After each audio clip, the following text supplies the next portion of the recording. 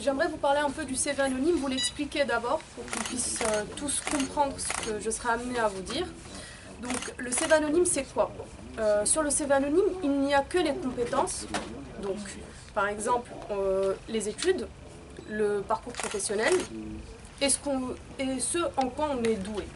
Donc il n'y a pas de nom, il n'y a pas de sexe, il n'y a pas d'âge, et il n'y a pas la localité. Ce qu'il faut savoir que les discriminations se basent sur... Il y a beaucoup de facteurs de discrimination. On va commencer par la discrimination au nom. C'est une des premières. On va dire qui revient le plus. Si on prend deux CV qui ne sont pas anonymes, donc on va prendre un exemple, on va prendre le CV de Anne Potier et le CV de Mohamed Kadroussi. Donc on a deux CV. Ils sont quasiment identiques. Quasi même parcours scolaire, de bonnes expériences, sauf que, arrivé chez le recruteur, le choix va plutôt pencher vers le CV, on va dire, franco-français. Pourquoi?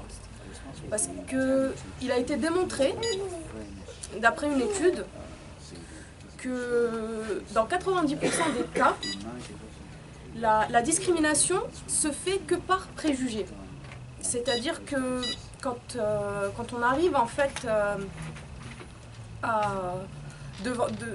pendant le recrutement, on va plutôt favoriser une personne qui est, on va dire, des mêmes origines, plutôt que de vouloir... comment expliquer ça?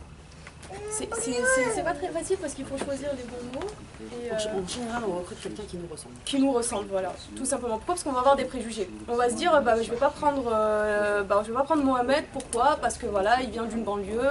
Donc tout de suite, on va avoir des préjugés et on va se dire que la personne n'est pas apte à faire ce travail parce qu'elle ne sera pas assez sociable, qu'elle ne voudra pas s'intégrer et qu'elle sera pas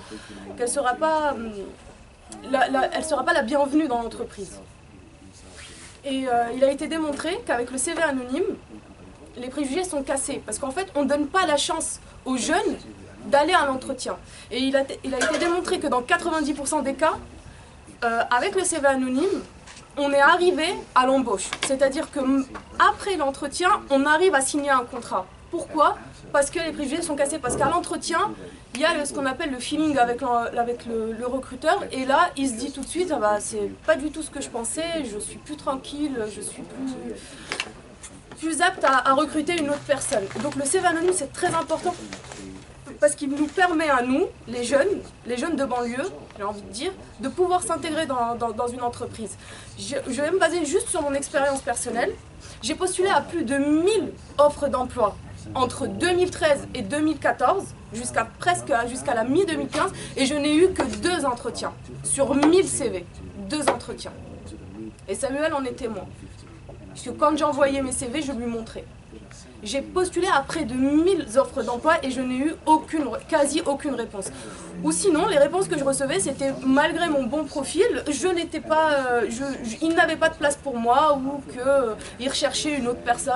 Pourtant, l'offre d'emploi était toujours disponible sur le site, c'est ce que j'avais constaté. Donc si j'avais pu postuler avec un CV anonyme, j'aurais pu aller à l'entretien et donc j'aurais pu sûrement décrocher une alternance. Donc j'ai envie de dire que le CV anonyme est primordial pour qu'on puisse s'intégrer. Et non pas parce qu'on est juste d'origine étrangère. Simplement, même quand on est une femme, il va y avoir ce préjugé d'arriver à un certain âge, donc disons entre 25 et 30 ans, d'être la maman, donc de tomber enceinte et donc d'être un fardeau pour l'entreprise. L'âge également. Les personnes de plus de 40 ans ont plus de difficultés à trouver un emploi, ce qui est une réalité. 50, on va dire 50. Allez, 50, on va dire. 40, c'est un peu jeune encore. Ah non, c'est votre âge. Oui, on a l'air déjà très vieux, mais 50, on est d'accord. Donc les personnes à partir de 50 ans, on a plus de difficultés à retrouver un emploi. Donc je ne sais pas si vous êtes d'accord avec moi, mais ça se passe comme ça, les faits sont comme ça. Et l'année dernière, j'ai été comment ça s'appelle, alors c'était un sommet tenu par Myriam El Khomri, c'était une conférence sur les discriminations à l'embauche. Et ce que j'ai trouvé le plus triste dans cette conférence, c'est qu'ils favorisaient le CV vidéo. Sauf qu'ils étaient totalement contre le CV anonyme, j'aimerais dire. Alors qu'il a été prouvé par des sondages, par des tests qu'il fonctionne à merveille. Il n'y a aucun problème à pouvoir gérer le CV anonyme ou à pouvoir recruter avec un CV anonyme. Parce que c'est des matricules et que donc quand on a un matricule, il n'y a aucun problème à retrouver le dossier de la candidature. Donc quand j'étais là-bas, ils ont parlé du CV vidéo. Sauf que le CV vidéo, les inconvénients, c'est qu'on n'est pas tous aptes à parler devant une caméra. Personnellement, moi j'ai une caméra en face de moi et j'ai un peu de mal à m'exprimer. Le fait est qu'on ne se sent pas à l'aise. C'est plus du virtuel que du réel. Nous, on a besoin d'être en entretien, on n'a pas besoin d'être devant une caméra. On veut être devant la personne et prouver qu'on est apte pour ce poste. Et qu'on est là, et qu'on est sérieux, et qu'on veut travailler. Tout simplement. Donc, j'ai envie de dire que c'était un truc tenu avec le MEDEF, c'était une conférence tenue avec le MEDEF, et ils étaient totalement contre le CV anonyme, et ils n'ont pas du tout voulu en parler. Pendant près de 3 heures, on n'a pas eu le droit de poser ne serait-ce qu'une seule question à propos du CV anonyme. Pourtant, dans cette conférence, ils avaient donné des chiffres, et ils disaient que plus de 46% des jeunes maghrébins, et je parle bien de maghrébins, n'arrivent pas à se font discriminer à l'embauche. Donc c'est quand même grave d'avoir 46% de jeunes maghrébins diplômés de surcroît qui ne peuvent pas accéder à l'emploi. Donc là, il y a une faille dans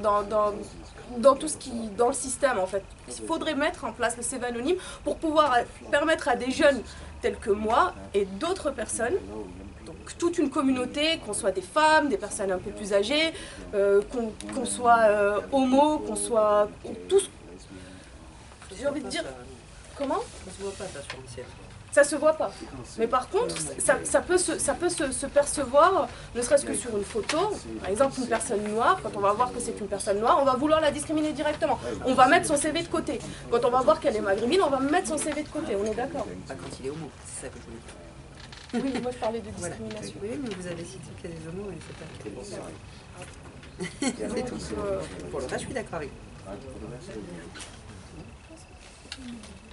Eh bien, merci beaucoup, Noara.